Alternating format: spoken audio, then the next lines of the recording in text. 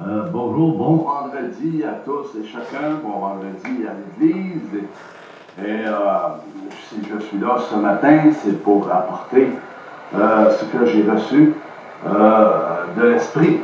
Vous savez, l'Esprit parle de toutes sortes de manières, le Seigneur peut parler de toutes sortes de manières, il faut être attentif. Bien souvent, on passe outre, on laisse passer.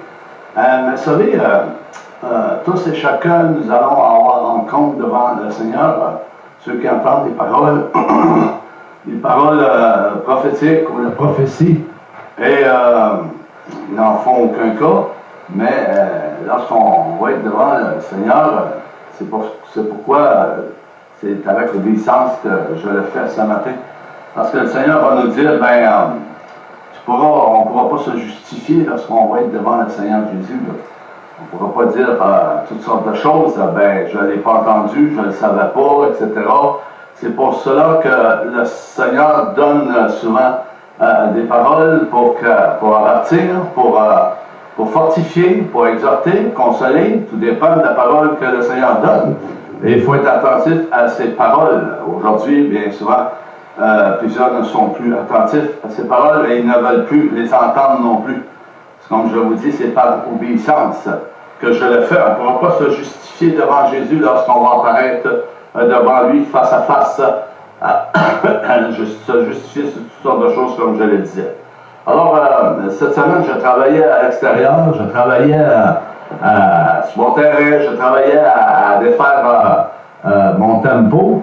Et le Saint-Esprit me parle en ces mots. Nous savons que Jésus a donné des exemples terre à terre en employant des paroles tout à fait humaines pour expliquer à ses disciples et à ceux qui l'écoutaient ce qu'en était du royaume des cieux et de toute sa mission, ce qui était de sa mission. Il expliquait ces choses.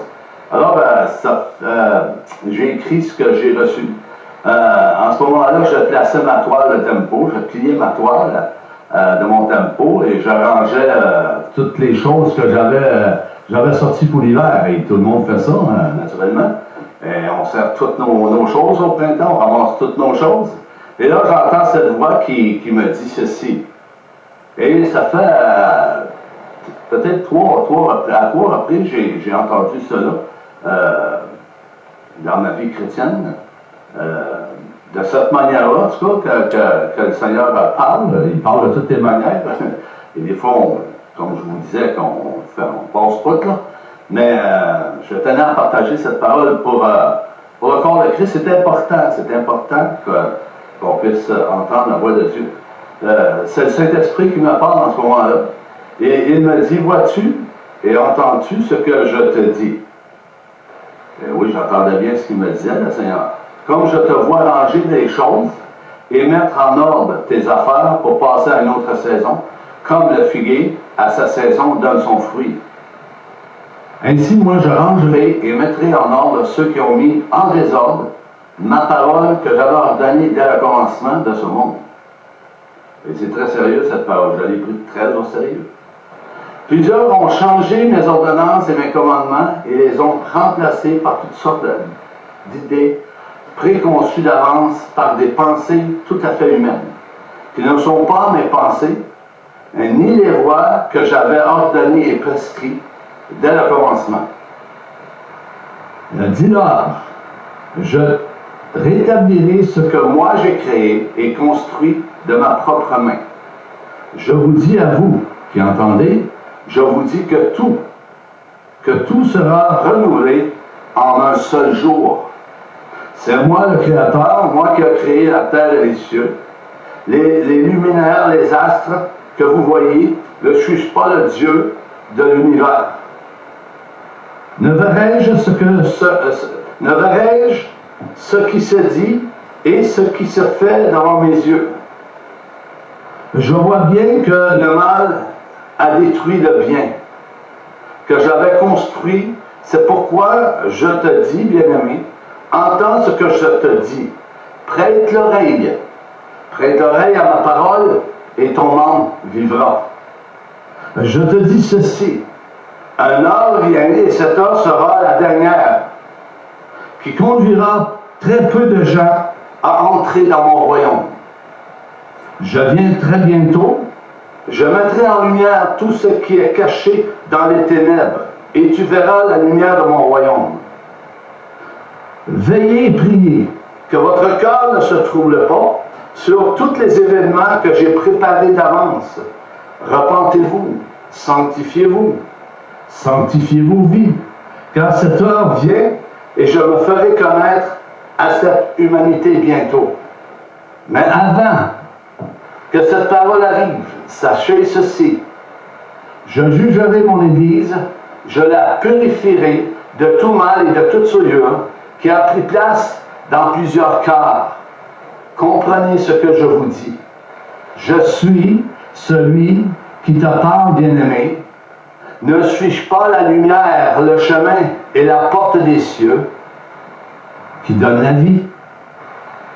Venez, vous qui entendez, Ne tardez pas, approchez-vous de moi pendant qu'il fait encore jour. quand je vous le dis, Cette parole s'accomplira au moment où vous n'y penserez pas. repentez-vous et réconciliez-vous avec ma parole. Une tempête vient bientôt. Qui restera debout devant cette tempête? Dit le Seigneur. Qui sera Qui sera la dernière? Le Seigneur dit que ça va être la dernière tempête qu'il va envoyer sur toute la surface de la terre. Veillez, priez, pardonnez, il vous sera pardonné. Voici, tu leur diras ce que tu as appris De moi, je viens dans cette heure-là. Le Seigneur vient dans un heure qu'il a choisi. Et son décret est fait déjà d'avance, depuis le commencement du monde jusqu'à la fin. Le Seigneur nous appelle à veiller. Il nous appelle à s'approcher de lui et de répandre nos cœurs devant lui et à marcher dans la foi, être réconcilié avec sa parole, conforme avec sa parole, car beaucoup se sont égarés dans toutes sortes de chemins qui n'est pas le chemin que Jésus a tracé pour qu'en fait que l'humanité soit sauvée par sa grâce. Et c'est pas tout le monde qui sera sauvé, c'est seuls ceux qui ont reconnu, qui sont nés de nouveau, régénérés dans les lieux célestes, repentant, sanctifiant leur vie, sanctifiant leur marche, qui seront enlevés à travers cette humanité. Et gloire à Dieu, nous attendons tout ce moment dans cette génération, l'enlèvement de l'Église. Mais il y a beaucoup de choses qui vont se produire avant cet enlèvement. Et je voudrais vous dire que les prophéties que nous entendons, les prophéties que nous avons entendues et que nous avons vues dans la parole de Dieu, ils ne se sont pas accomplis le jour suivant, ni le mois suivant, ni l'année suivante. Ça a pris des années pour qu'une prophétie soit accomplie. Il faut comprendre ce que Dieu a fait. Il est patient. Oui, il va parler, il va apporter une parole, il va donner une direction à l'Église et à chacun d'entre nous. Il va nous avertir de ce qu'il lui a préparé et ce que lui dit et ce que c'est le créateur de toutes choses. Il faut être vigilant, frères et sœurs. Voici, c'est une parole que je tenais à apporter pour l'Église, pour les frères et sœurs. Et même ceux de l'extérieur, s'ils entendent, allez vérifier dans la parole de Dieu ce qui est dit. C'est pour le bien de vos âmes. Jésus est venu pas pour perdre, mais il est venu pour sauver. Il est venu également, non pour apporter la paix sur la terre, mais l'épée. Il est venu pour apporter la division également, parce qu'il y a division entre la chair et l'esprit. Et cela, nous le voyons présentement au milieu de cette humanité, au milieu de l'Église même. Soyons prêts, frères et sœurs, soyons vigilants, marchons par l'esprit, parce qu'il y a beaucoup de chair. Et plusieurs le savent. Je vous encourage à ranimer en vous le don de Dieu, ce que Dieu a mis dès votre conversion. Je vous encourage à ranimer ce don. C'est très important. Très important.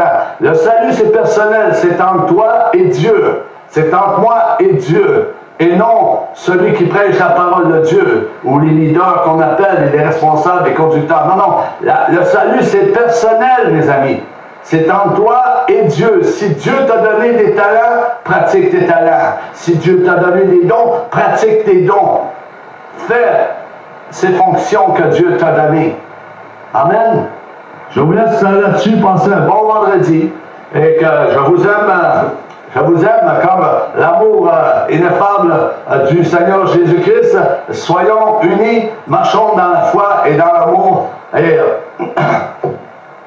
attendons cet événement du retour du Seigneur Jésus-Christ qui vient bientôt. Amen.